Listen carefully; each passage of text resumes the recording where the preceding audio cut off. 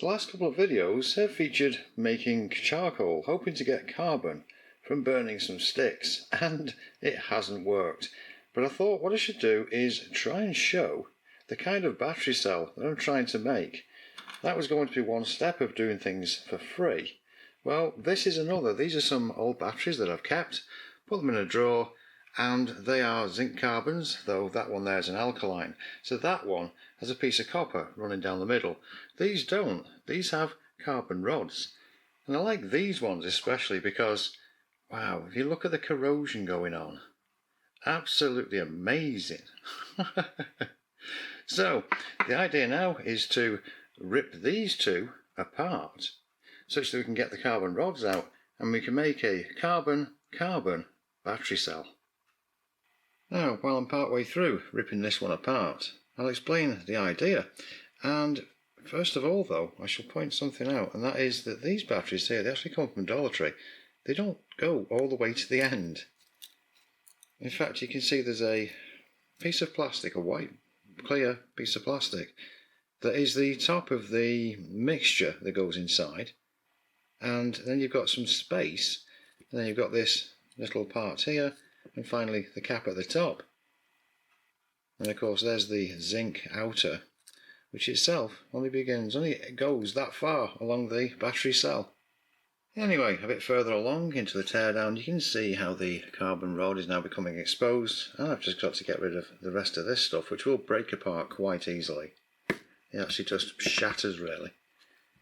And the thing is, I've always been interested in the way that lead acid batteries, you know, they've got the one plate of lead, the other plate of lead, negative and positive, and then your electrolyte. Well, it's the same metal.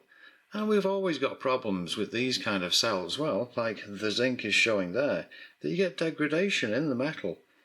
And most homemade batteries are the same sort of a way. You know, you've got magnesium and copper, the magnesium will be eaten away over time. But if you use something of an electrode that doesn't get affected like that because it isn't metal, so in this case carbon rod, well, your battery should last a very long time. The thing is, you do have to make sure that the carbon itself, one becomes positive and one becomes negative. So that's the kind of experiment that I want to do today, to see whether I can get a cell that does work with two carbon rods. As I take this apart further, you can see how dry this material is. You'd think it might be a little bit wet, but it really just crumbles away. It's just like a powder. That's how bad these ones can get. But it is a used up battery cell, so all we want is that carbon. And, oh yes, and now it's just fallen out from the remainder at the bottom. Okay, so that's one of them. I'll get the other one from that one and come back. Here are the two rods, and resistance across, well, just under 10 ohms. So that's what we're going to use as our electrodes. Now, keeping with the free theme, the battery housing is going to be an old pills bottle. I'm going to put two holes in the top to put those through. I'm going to put some rainwater in there, as well as a kitchen spice, some alum.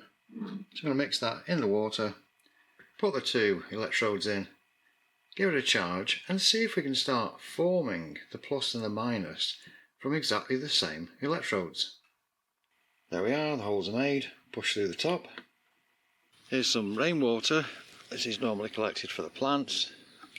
So there we go, rainwater in. And next I'll add some of this alum. I've added about a tablespoon, something like that, so I'll give it a shake up, make sure to try and dissolve as much as possible, and then put this together, put it on charge.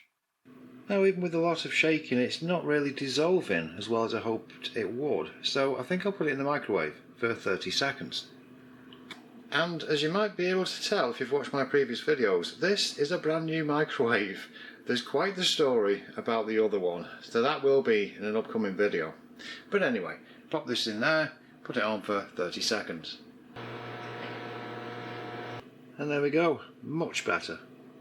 And of course the voltage on it is, well, incredibly low, 0.164, 165 is the difference. So next, to take it outside and do some solar charging on it. Okay, so here's the setup over here.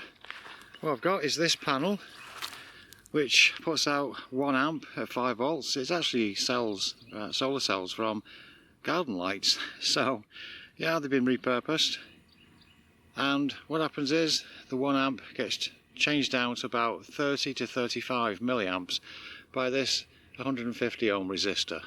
I didn't want to burn the heck out of the electrodes, so we'll see how this goes on and see if they can actually form a bigger difference than about 0.15 volts.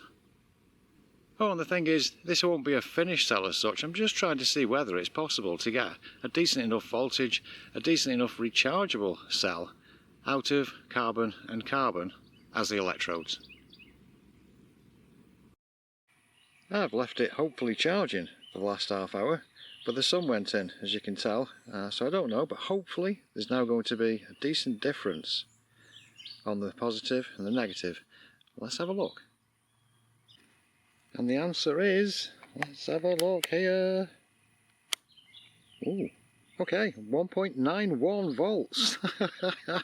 And it is coming down, but it's not coming down really quickly.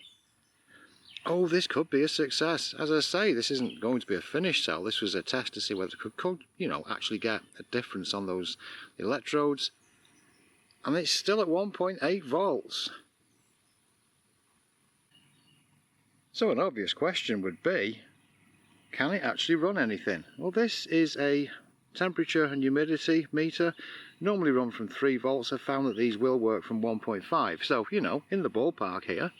So let's have a look. Now, connect up. Just give me a moment. Oh, it's doing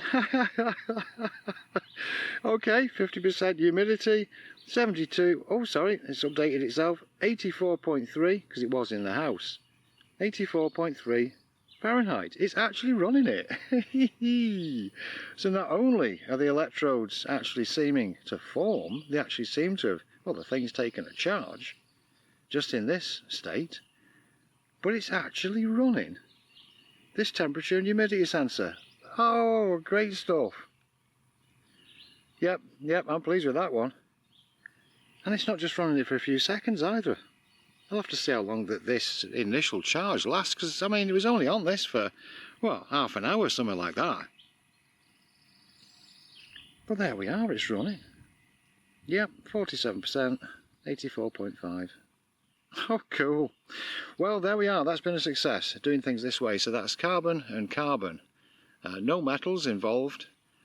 All the stuff was free that I've reused, and including the charging, really, because these were salvaged little panels. But yeah, you don't need to charge it up that way. Anyway, I hope you like that. See you in the next one.